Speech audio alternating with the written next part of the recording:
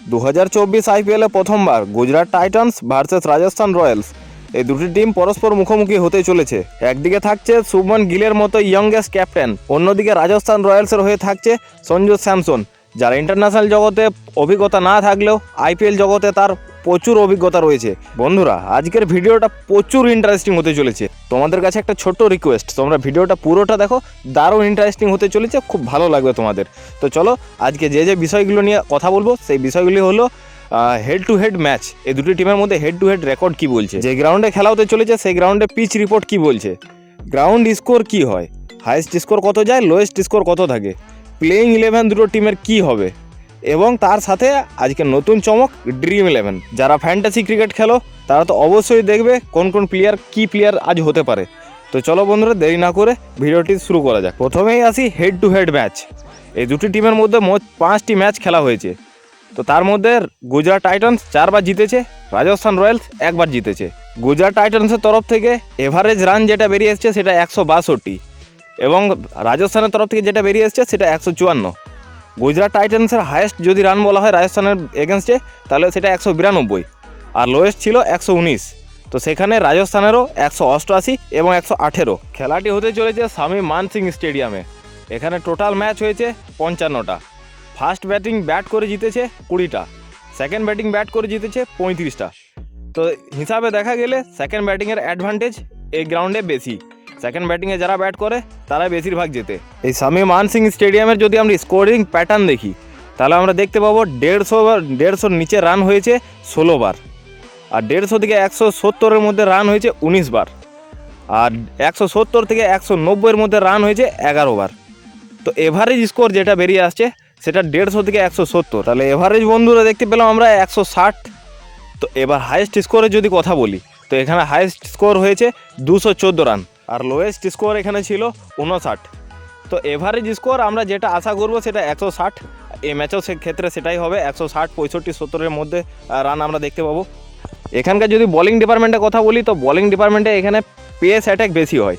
Pace অ্যাটাকে এখানে বেশি wicket পায়, এখানে 58% উইকেট পেস অ্যাটাক পেয়েছে। আর স্পিন অ্যাটাকে মাত্র 42%। স্পিন বোলাররা হেল্প পেলেও উইকেটের পার্সেন্টেজ একটু কম থাকে। এখানে এই আইপিএলে মোট 3টি ম্যাচ হয়েছে। প্রথম ম্যাচ হয়েছিল রাজস্থান রয়্যালসের সাথে লখনৌ সুপার জায়েন্টসে। তো রাজস্থান রয়্যালস 193-4 ছিল, লখনৌ জায়েন্টস ছিল 176-6। সেখানে পেস অ্যাটাক পেয়েছিল 7টা উইকেট, স্পিন পেয়েছিল 3টে। তারপরে খেলা রাজস্থান রয়্যালস আর দিল্লি ক্যাপিটাল। তো সেখানেও আমরা দেখেছি 175 রান আর দিল্লি 173 রান। তো পেস আবার 6টা, স্পিন 4টে, এখানেও পেস অ্যাটাক বেশি। লাস্ট ম্যাচ হয়েছে এখানে আরসিবির সাথে রাজস্থানের। তো সেখানে আরসিবির 183 রান, যেখানে বিরাট কোহলির আমরা সেঞ্চুরি দেখেছিলাম, আর রাজস্থানের তরফ থেকে 179 বাটলারের সেঞ্চুরি ছিল। তো সেখানে পেস অ্যাটাক আবার বেশি ছিল, 5টা উইকেট পেসাররা নিয়েছিল, আর স্পিন বোলিং মাত্র 2টো উইকেট। তো হিসাবে গড় দেখা গেলে এভারেজ এখানে পেস অ্যাটাকরা বেশি সাহায্য পায়।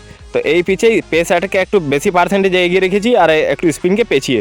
কিন্তু ক্রিকেটে কিছু হতে পারে, যেটা আমরা আগের দিন কেকেআর ভার্সেস সিএসকে যে ম্যাচ ছিল সেখানে দেখলাম, যেখানে চিপকের গ্রাউন্ডে স্পিন বোলিং হেল্প পায় না, সেই স্পিন রাজ করলো চিপকের গ্রাউন্ডে। তো ক্রিকেট অনিশ্চয়তার খেলা, কিছু হতে পারে। এবার আসি প্লেইং 11-এ। তো প্রথমে দেখব গুজরাট টাইটান্সের প্লেইং 11। সেখানে আমরা দেখতে পাবো শুভমন গিল, সাই সুদর্শন, কেন উইলিয়ামসনকে আবার দেখতে পাবো, বিজয় শঙ্কর থাকবে, রাহুল তেওয়াটিয়া তার সাথে, স্নিপার জনসন অলরাউন্ডার সে থাকবে, রশিদ খান তার সাথে থাকবে, উমেশ যাদব, নূর আহমদ, আর দর্শন নালকান্ডে।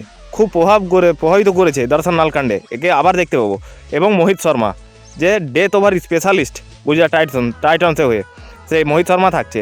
এবার দেখব রাজস্থান রয়্যালসের প্লেইং 11। প্রথমেই থাকছে ওপেনার জস বাটলার এবং তার সাথে যশস্বী জয়সওয়ালে হয়তো আইপিএলে চলেনি, কিন্তু জয়সওয়াল যে কোনো মুহূর্তে কামব্যাক করতে পারে। সঞ্জু স্যামসন থাকছে তারপর নিজে ক্যাপ্টেন। এরপর রেয়ান পরাগ, যে আনক্যাপ প্লেয়ার হিসাবে দারুণ পারফর্ম করেছে আইপিএলে। তারপর থাকছে সিমরন হিটমেয়ার, ধ্রুব জুরেল, রবিচন্দ্রন অশ্বিন, যে বোলিংয়ের সাথে সাথে ব্যাটিংও করে নিচ্ছে। আবেশ খানকে দেখবো তা আমরা পেসার হিসাবে। যুজবেন্দ্র চাহাল থাকবে, যে স্পিনার কিং, এবং তার সাথে ট্রেন্ট বোল আর নন্দন বার্গার। বন্ধুরা, যারা ফ্যান্টাসি ক্রিকেট খেলো তাদের জন্য কি প্লেয়ার্স এখানে কি হতে পারে, কে হতে পারে, সেটা হলো রশিদ খান, মোহিত শর্মা, শুভমন গিল, যশস্বী জয়সওয়াল, সঞ্জু স্যামসন এবং যুজবেন্দ্র চাহাল। তো এরা হলো এই ম্যাচের জন্য ভাইটাল কি প্লেয়ার, যারা তোমরা সব প্রত্যেকটা টিমে এগুলো দেখতে পাবে। যারা ফ্যান্টাসি ক্রিকেট খেলে তাদের প্রত্যেকটা টিমে এই 6 জন থাকবেই। এবার যদি আসি ট্রাম্প আর প্লেয়ারে, তো ট্রাম্প প্লেয়ারে যেসব প্লেয়ার থাকছে সেগুলো স্নিপার জনসন, সিমরন হেটমেয়ার, আবেশ খান এবং তার সাথে নূর আহমেদ। তো এরা হলো ট্রাম্প প্লেয়ার। এরা যে কোনো পরিস্থিতিতে হঠাৎ এসে পড়ে ম্যাচের মোড় ঘুরিয়ে দিতে পারে। তো এদের খুব ভাইটাল প্লেয়ার, এদের অবশ্যই মাথায় রেখে টিম বানাবে বন্ধুরা। এবার ক্যাপ্টেন ভাইস ক্যাপ্টেন যদি তো ক্যাপ্টেন আর ভাইস ক্যাপ্টেন হিসাবে যেগুলো রাখা যায়, যাদের রাখা যায় তারা হলো শুভমন গিল, সঞ্জু স্যামসন, জস বাটলার এবং নূর আহমেদ। বন্ধুরা এই গেল গুজরাট আর রাজস্থানের সমস্ত ডিটেলস। তো বন্ধুরা যদি ভিডিওটি একটু ভালো লেগে থাকে তাহলে প্লিজ চ্যানেলটিকে লাইক করো আর একটা সাবস্ক্রাইব করো এবং শেয়ার করো বন্ধুদের সাথে যারা ড্রিম11 ফ্যান্টাসি খেলে। আর জড়িত থাকো আমাদের চ্যানেলের সাথে, তোমরা রেগুলার ক্রিকেট রিলেটেড আপডেট পেতে থাকো।